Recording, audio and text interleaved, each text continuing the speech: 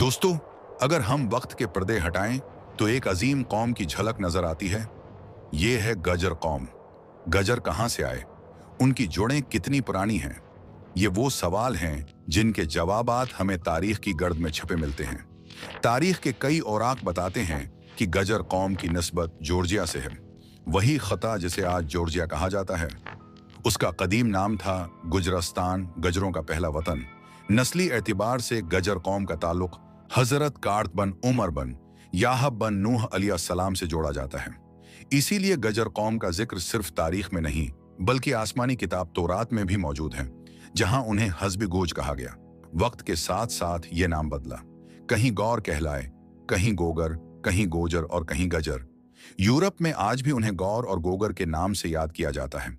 एक और अहम हकीकत यह है कि गजर कौम सिर्फ एक मजहब या नस्ल तक महदूद नहीं रही। क़ब्ल इस्लाम ये यहूदियत, ईसाईत और हिंदूमत में भी शामिल थी और बाद में इस्लाम के इलमबरदारों में भी नुमायां किरदार अदा किया। यही वजह है कि गजर कौम को एक ऐसी बरादरी कहा जाता है जो हर मजहब, हर रंग और हर नस्ल में मौजूद है। चाहे वो अफ्रीका की सियाह फाम नस्ल हो या एशिया के मंगोल कबाइल। इब्तदा में गजर खाना बदोश जिंदगी गुजारते थे। चरागाहें, माल मवेशी, खुले मैदान और गैरतमंद कबीलाई रवायतें, यही उनकी पहचान थी। गजर सिर्फ चरवाहे नहीं थे बल्कि दिलेर, जंगजू और बेमिसाल सिपाही भी थे। सदियों पहले जब दुनिया ताकत और तलवार के सहारे जीती जाती थी, गजर अपने कुबेलों के साथ हर मैदान में डट जाते। उनका इत्तेहाद, उनकी गैरत और अपनी धरती के लिए जान कुर्बान करने का हौसला, यही उनकी असल ताकत थी। तकरीबन 1200 साल पहले हिंदुस्तान के दो सूबे राजस्थान और गुजरात मिलकर गजर देश कहलाते थे।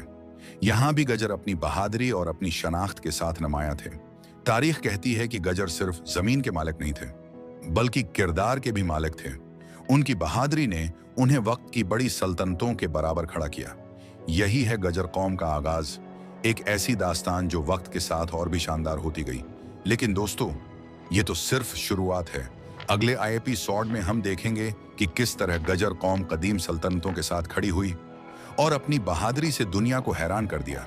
इंतजार कीजिए अगली किस्त में।